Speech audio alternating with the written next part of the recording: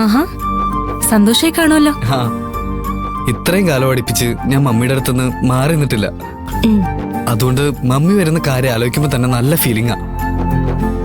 ആകെയുള്ള വിഷമം മമ്മി നാളെ തന്നെ തിരിച്ചു പോകുന്നേനാ. കുറച്ച് ദൂരെയാണെങ്കിലും കാണണമെന്ന് തോന്നുമ്പോ നിന്റെ അമ്മയെ കാണാൻ പറ്റുമെന്നൊരു സമാധാനം നിനക്കില്ലേ? എന്റെ അമ്മയെ എനിക്ക് ജനിച്ചപ്പോഴേ നഷ്ടപ്പെട്ടതാ. അയ്യോ, ഐ എം സോറി. ഏയ്, ഇറ്റ്സ് ഓക്കെ. ആ, മമ്മി വരുന്നത് പ്രമാണിച്ച് ഞാൻ വീട്ടിൽ ചെറിയൊരു പാർട്ടി സംഘടിപ്പിച്ചിട്ടുണ്ട്. വളരെ ക്ലോസ് ഫ്രണ്ട്സിനെ മാത്രമേ വിളിക്കുന്നുള്ളൂ.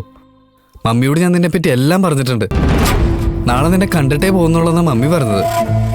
അയ്യോ, നാളെ എനിക്ക് സമയം ഉണ്ടാവില്ല. നാളെ വക്കീൽ തിരിച്ചു വരും. വക്കീലെങ്ങോട്ടും പോകുന്നില്ലല്ലോ, ഇവിടെ തന്നെ ഉണ്ടാവില്ലേ? എന്റെ മമ്മി നാളത്തെ ഒരു ദിവസം ഇവിടെ ഉണ്ടാവുള്ളൂ. അതിനുവേണ്ടി കുറച്ച് സമയം മാറ്റിക്കൂടെ? എന്തിന്? അവര് വരുന്നത് നിന്നെ കാണാനല്ലേ?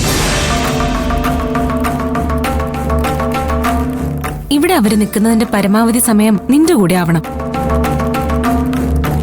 എനിക്ക് നിന്റെ അമ്മയെ അറിയ പോലുമില്ല. ഞാൻ വെറുതെ എന്തിനാണ് അങ്ങോട്ട് വരുന്നേ? പരിചയമില്ലാത്താണോ നിന്റെ പ്രശ്നം? ഞാൻ മമ്മിയെ ഇപ്പൊ വീഡിയോ കോൾ ചെയ്ത് തരാം. 5 മിനിറ്റ് മമ്മിയോട് സംസാരിച്ച 5 വർഷത്തെ പരിചയമുള്ളതുപോലെ തോന്നും. അതിന്റെ ഒന്നും ആവശ്യമില്ല. നിന്റെ അമ്മ എന്നോട് എത്ര കമ്പനി അടിച്ചാലും അവരെനിക്ക് വക്കീലിനേക്കാൾ വലുതാവില്ല. വക്കീലിന് എന്റെ ജീവിതത്തിലുള്ള സ്ഥാനം നിനക്കറിയാലോ. ഇത്രയും ദിവസം വക്കീലിനെ കാണാതിരുന്നപ്പോഴാ പുള്ളിക്കാരനോടുള്ള ഇഷ്ടം എനിക്ക് മനസ്സിലായത്. വക്കീലിനെ തിരിച്ചു വന്നാൽ ഉടനെ എനിക്ക് കണ്ടേ പറ്റൂ.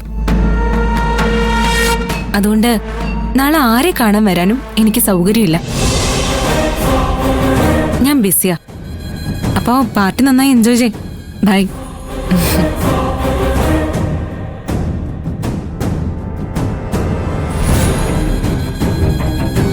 നിന്നെ കാണുമ്പോൾ എനിക്ക് കഷ്ടം തോന്നുക. ഇങ്ങനെ ഒരിക്കലും നടക്കാൻ പോകുന്നില്ലെന്ന് ഉറപ്പുള്ള ഒരു സ്വപ്നത്തിന് പുറകെ ഇങ്ങനെ അലഞ്ഞു നടന്ന് നിനക്ക് ഇതുവരെ മതിയായില്ലേ? നീ എന്തറിഞ്ഞിട്ടാ സംസാരിക്കുന്നേ? അവളെ കൊണ്ട് ഞാൻ സമ്മതിപ്പിക്കും.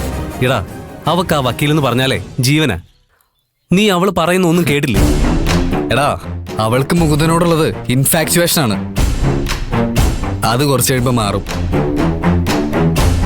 പ്രാക്ടിക്കലായി ചിന്തിച്ച ഞാൻ തന്നെയാണ് അവൾക്ക് അനുയോജ്യനെന്ന് അവൾക്ക് മനസ്സിലാവും. അവൾക്ക് ആ നല്ല ബുദ്ധി തോന്നുന്നവരെ ഞാൻ കാത്തിരുന്ന മാത്രം മതി. നിന്റെ വിശ്വാസം നിന്നെ രക്ഷിക്കട്ടെ. എടാ, അവൾ എന്റെയാണെന്ന് ഞാൻ തീരുമാനിച്ചു കഴിഞ്ഞു. ഇനി അതിൽ മാറ്റമൊന്നും ഉണ്ടാവാൻ പോകുന്നില്ല. അതിപ്പോ അവൾ വിചാരിച്ചാലും ശരി.